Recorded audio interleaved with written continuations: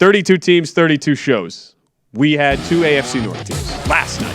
32 teams, less than 32 shows. We continue the AFC North with the Pittsburgh Steelers. And now we have the Pittsburgh Steelers. We are 66 days away, as I did punch in the how many days until kickoff NFL season. Until I'm not lonely anymore. 6 days And it just spun. How many days until I'm not lonely? Okay, the Pittsburgh Steelers, who went 9-7-1 in the regular season last year, losing to the Chiefs first round, and it was basically a season match in a nutshell last year, where so many changes, especially at the top offensively, where you bring in new offensive coordinator. There were a lot of thoughts in the preseason of, okay, you finally go from just the old way of thinking in the NFL to kind of a nouveau, very analytically based offense that should produce results. And yet, as you see on the screen, it didn't really plan out that way. Defense was also a little subpar based on how they had been traditionally, but in kind of typical Steeler fashion, they found a way to get around a whole lot of flaws and still make the playoffs last year. So Mike Tomlin returns to probably his most least talented team since he's been there. So it's going to be, listen, he's one of the best coaches in the NFL. I imagine he will make the best of it. I imagine he will find ways to win games even when maybe they shouldn't. But on paper anyway, one of the least talented teams that he will walk into a season with. Now, there is some upside possibly for this team. I mean, there is, with some of the moves that they made, it's not all, it can't be worse. It's probably all upside here for this team because what we all think of this team anyway is pretty low, at least me anyway. I think most of the people out there, anytime you hear anything about the Steelers, most people are pretty down on them. And so it seems like it's only up for this team. Matt Canada is the offensive coordinator, will continue as the offensive coordinator. Terrell Austin is the defensive coordinator. He will continue as the defensive coordinator. Both of those guys having been there previous season as well.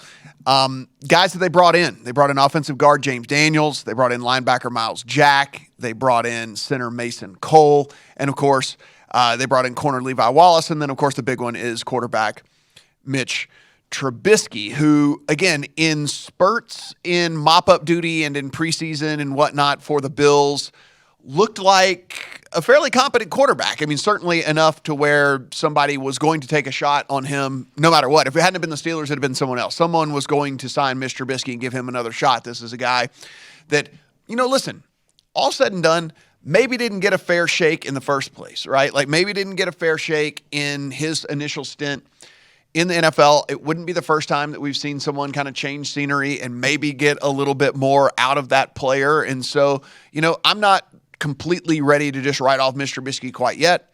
And listen, the weapons, at least around him, are pretty good, but we'll have to see if the units around him are going to be good enough for them to win some games this year. Out, of course, Big Ben retired. Juju Smith-Schuster's out the door as well. He is now with Kansas City. Ray McLeod is out the door as well. He's no longer there. James Washington. So that has 3 wide receivers that were there that are no longer there. Offensive guard Trey Turner also out the door for them. Now, the draft, the Steelers have been, if anything, they have been predictable for us that bet the draft over the last couple of years. We knew, everyone on the face of the planet knew that they were taking a running back 2 years ago, which is why everybody bet the over on half a running back. I mean, it was like the greatest bet that was ever. Awesome. Yes. So, and sure enough, they took Najee Harris, and that was an easy cash ticket for all of us. And everybody said they were going to take a quarterback in the first round this year, and they did in Kenny Pickett. In the second round, they took George Pickens. George Pickens, if you don't remember, if you don't follow college football, and specifically if you don't follow the recruiting process in the whole thing, right. Pickens was one of the highest rated high school players to ever come out of high school. He was supposed to be the second coming of Jerry Rice / Randy Moss / whatever, now you put it all, name any awesome wide receiver here. And that's who Pickens was supposed to be. Now, it didn't pan out that way, but obviously the talent alone and what people have at least seen on tape, what they saw in workouts, all the different stuff like that, was worthy of a second-round pick here for the Steelers team. And so in a team that didn't necessarily have a huge need at wide receiver, in order to, getting him in the second round, I think is actually a pretty good value pick for them because they don't have to have him pan out, right? Like that's one of that he doesn't have to contribute early for them, which is why I think this is a really good landing spot for Pickens, because this is another one of those kind of all upside deals, because he's going to step in as the number 3 wide receiver here. It's not like some of these other situations where, in the Chiefs or Sky Moore, for example, where they might be looking at him by game 5 or 6. If Juju Smith-Schuster isn't anything like he used to be, like Sky Moore's going to have to be looked at to be like the number 1 wide receiver there for Kansas City. That's not the case here for Pittsburgh. So I do like this landing spot for George Pickens for sure. 3rd round pick was DeMarvin Leaf. He's a defensive end. So to get them some depth there.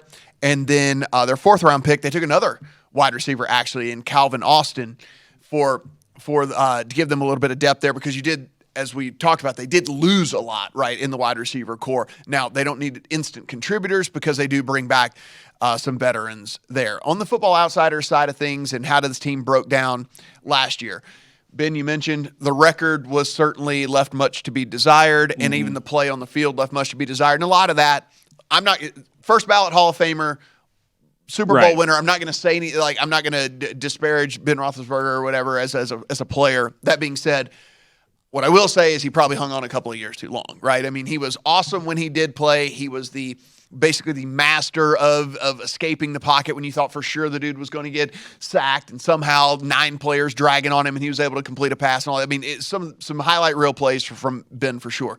That said, I think he hung on a couple of years too long, and I think it cost this team pretty good. He didn't have the arm to throw the ball downfield anymore. He didn't have the arm to throw a lot of the deeper outs and all the kind of the routes that need to be done in today's game for sure. And he just didn't have that anymore. And so what that did is put this team 23rd overall DVOA, and that was because they had a 25th ranked offense DVOA last year. Now the defense about middle of the pack, 14th overall. Special teams about middle of the pack, 17th overall. So the big deficiency certainly came on the offensive side of the ball, and certainly came in the quarterback play, in which we got from Ben Roethlisberger. So as we look ahead here into 2022, and you go over to Warren Sharp, who ranks the strength of schedules for all these teams as we head into the season, this is the 4th toughest schedule in the NFL for this Steelers squad. And a lot of that has to do with the division that they play in, of course. But then you also look at some of these games that they have to play as well. Look, you're getting the Saints, you're getting the Colts, you're getting the Bucks, you're getting the Bills. These are all games. We think the Eagles are going to be better this year. You get the Eagles as well. So Raiders we're pretty high on. So there's a lot of games on that schedule there, Ben, that really do kind of go against this Steelers team, which is why just projected at 7.6 wins according to Warren Sharp's projections. And if you wanted to bet the over, you'd be getting plus 110. You see the juice there, at least at DraftKings, minus 130. Such the big question, at least on a larger scale, comes to, we saw how much of an issue it was, Matt Canada, kind of against the wishes of the ownership group, trying to break this franchise from a just like 80s sort of mold of run, but also with a quarterback who, as you mentioned, should probably have not been the starter last year. How do we think that will all pan out? Because you can make the case. There are a pretty wide range of outcomes for this offense in 2022. That is what we'll discuss, as well as what we expect on the defensive side of the ball and how they fit into the AFC North. That is next as we continue to talk Steelers. Let's discuss and finish up our conversation on the Pittsburgh Steelers. Again, 32 teams, 32 shows, talking about just where this team was at last year, going through some of the personnel and some of the changes that they'll have coming back for this season. You just can't get past the fact that it just felt like it was such an odd integration for Matt Canada coming into that offense last year, where everything you read about him, all the positives, the pre-snap motion, the play action, it felt like it would be perfect, right, to help a aging quarterback and over-the-hill guy in Ben Roethlisberger at least give him some life extension. But in reality, the ownership group came out last spring and said, we want to be the Pittsburgh Steelers of the 1970s. We want to run some more. And it just kind of felt like there was that tension the entire season. So now that the slate is sort of clean here, Matt, and you've got a quarterback in Mitchell Trubisky, who you discussed, you could make the case, was in a bad situation in Chicago, looked a whole lot better in a relief role under Brian Dable as his OC in Buffalo last year. And you also have a guy in Kenny Pickett, the franchise QB of the future, they believe, waiting in the wings. How realistically do you expect this offense to look now that you get some of that weight shedded from last year and you've got just a very new look offense? Yeah, like I said, I mean, the challenge really here is just going to be the talent, right? I mean, it's the 22nd rated roster heading into 2022. according to ESPN and Pro Football Focus. And really a lot of that has to do with the offensive line. And that could end up being, yet again, just an unfair shake for Mitch Trubisky in all of this. There's probably going to be a lot of people when this is all said and done who say, see, Mitch Trubisky's terrible. Look how much he sucks, et cetera, et cetera. Well, it's the 30th ranked offensive line heading into the season, according to Pro Football Focus. You're looking at a left tackle of Dan Moore, a left guard of Kevin Dodson, a center of Mason Cole, a right guard of James Daniels, and then a right tackle of a Corafor. And so what we have right here, no projected starting lineman got a grade of over 71 from Pro Football Focus last year. The tackles, Moore and Okorafor, 57.5 and 62.2 respectively. So that's your tackles on both ends. Both guys graded out at the very bottom of their position. And so if you're getting pressure from both sides, it's going to be very tough to have a lot of success for Mitch Trubisky. And that's one of the things here is I think this might also be one of these unfair situations where he's going to step in and he's going to be under pressure nearly every time he drops back. And it doesn't matter that you actually do have, what people consider to be a, top 10, 12 receiving unit in all the NFL. Because when you look, Chase Claypool, Deontay Johnson, you've got a good 1-2 right there. Now you slot in George Pickens. This is what I was talking about, where he doesn't have to be an instant contributor, right? He slots in at the third receiver, plays behind Claypool and Johnson, and then now anything he gives you actually probably is more like your fourth option, because Pat Freiermuth at tight end is probably your third option, actually. And so, definitely is, right? So he's probably your fourth option right there.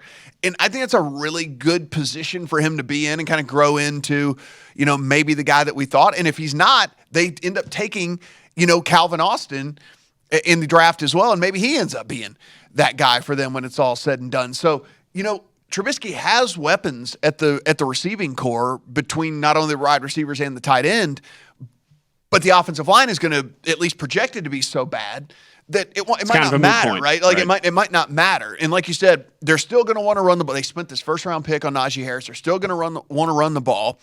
And so when you get as predictable as they got, and that was the other thing about this offense, was so incredibly predictable so many times. Run, pass, run, pass, things like that. Well, how many dump off passes to Najee Harris, right? Because they couldn't run the ball with him, but he was still one of the few weapons that they had. So Matt, that was one I wanted to ask you about with I went over, what was it, his rushing touchdowns, I think it was last year. And it was, it was kind of rough because they couldn't really run the ball. I don't really see any reason with what that offensive line situation is to go back. If you went to go look at Najee Harris over receiving yards and stuff again, I don't really know why that would be a bad bet, because I think they're going to be in the same type of situation. Certainly unders on the other stuff, right? Because from look, the division that they play in anyway, and then if we're looking at a 7-win team here, guys, they're going to be behind in a lot of games. And if they're going to be behind, they're going to have to pass come hell or high water. It doesn't matter how bad the offensive line is. It doesn't matter. If you're trailing, you've got to pass the ball. You've got to try to catch up. And so I think some unders for sure on DraftKings, 9.5 rushing touchdowns for Harris. 1,200.5 is the rushing yardage. Yeah, mark. that seems high. Certainly, that seems steep. Yeah, that seems high with a baked in kind of bad team here, and then you also have to assume, look, running backs get nicked up as well, like a lot of times, and so the defensive side of the ball, the defensive line, as we know. Look, defensive line's awesome. And the defensive line is by far the strength of this team. TJ Watt, Cam Hayward, you have an outside guy and an inside guy that are like two of the very best at their position, at least top three guys at their position. So the defensive line, and Alex Highsmith actually took a step forward. If he can take even another step forward, this could be, maybe the best defensive line in the league if he can play really good. The problem is now the secondary is so incredibly weak as well. This is what I keep talking about. Like Tomlin just has a weak roster, right? Cam Sutton, Levi Wallace, Akilla Witherspoon, Minkah Fitzpatrick, Terrell Edmonds are going to be your starting secondary here. All of these guys are entering at least their fifth season. So it's kind of like you know what you have in these guys. Like, none of them have upside anymore, right? Like, it's not one of these things where we can say, oh, well, if this guy plays better, if this guy steps up in his second year or third year or whatever. These are all fifth year or longer in the league with all these guys. So the floor, but the ceiling doesn't exist because it's their fifth year or more guys. I mean, you're looking at. If you look at Wallace and Sutton, who are guys that are going to be your outside corners here, 62.8, 59.3. Edmonds and Fitzpatrick, your two starting safeties, graded out at 58 and 57.2. So it's just a lot to overcome here, I think, for this team. I mean, I think this could be one of those teams that really does vastly underperform. And if we are talking about those kind of alt-unders and things like that, this would be one of the prime candidates for me. It certainly had made the short list for me as far as kind of alt-under totals and stuff, because, again, there's just a lot to overcome, I think, for this team. Those are one of the two, right, Kelly? They did not post as of yet from DraftKings. Yeah, them and the Browns waiting on. Them and but 7, the normal win total. They are your long shots. They come out of the AFC North, and as Matt just illustrates, for good reason, 10-1 to win the division. Visit VSiN.com to get current odds, listen for free, find showtimes, and download VSiN sports betting podcasts.